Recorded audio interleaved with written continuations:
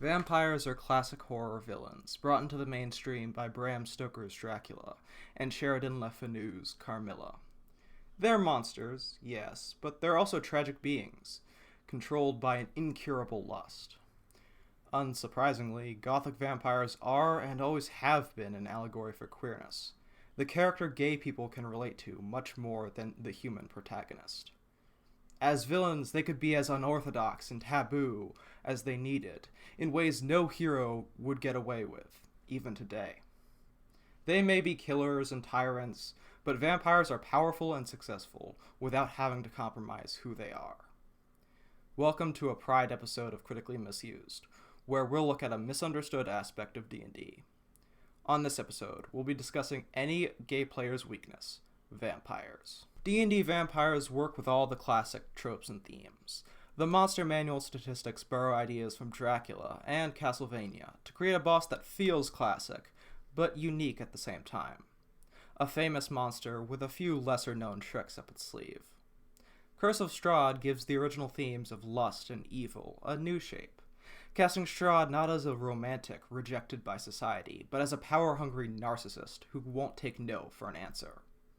To evoke that same disgust and horror in modern audiences, he was made into a different kind of allegorical monster. For those who want to play a better kind of vampire, a good person who's been cursed with monstrous urges, there's the Dompier lineage in Van Richten's Guide to Ravenloft. Overall, 5e covers most of what people love about vampires, without making them feel generic. All this comes with the caveat that vampires are disappointingly weak in combat, thanks to their sunlight hypersensitivity. In a fair fight, a vampire will always lose to a party of appropriate level. The spell Daylight doesn't technically create sunlight, but the spell Dawn does, and the vampire will take an extra 20 damage each round in addition to what the spell normally does. Plus it won't be able to regenerate. A D&D vampire won't put up a Castlevania-style boss fight. They'll collapse once cornered by a strong enough party. But before you start homebrewing alternatives, you should think about their greater strengths. Vampires can create loyal minions faster than any other D&D villain. Druile can kidnap, and Mind Flayers can convert, but vampires can do both better and faster. To make a new vampire spawn, all a vampire needs to do is to kill a commoner and bury their corpse. That is it. Their armies grow as fast as they can kidnap people and dig graves, and they can do both faster the more spawn they create. They aren't world enders per se, since dying far from their coffin might kill them permanently.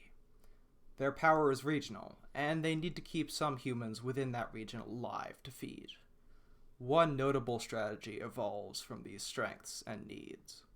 Vampires are meant to be tyrants. A vampire is an immortal undead that can create a large, loyal army, but needs a nearby supply of commoners to keep it fed. They aren't going to destroy settlements, they're going to enslave them. Young vampires will start small by kidnapping locals to make vampire spawn. Once they have enough servants, they can conquer nearby settlements and tax them in blood and gold. That gold is important. It lets them build fortresses and magic effects that can cover their weaknesses. With enough funds, they can replace their spawn for mercenaries and warlocks that can attack and move in sunlight.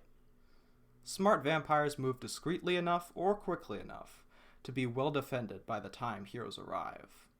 Once they're safe, they're unstoppable, for power begets power and wealth begets wealth. No commoner can knock a noble from their throne. Threat level in D&D is relative, for a tyrant's army can burn down a city as well as an ancient red dragon. The threat of vampires comes from how quickly they can conquer a region, not how long they last in a fight. Challenge rating is only half the picture.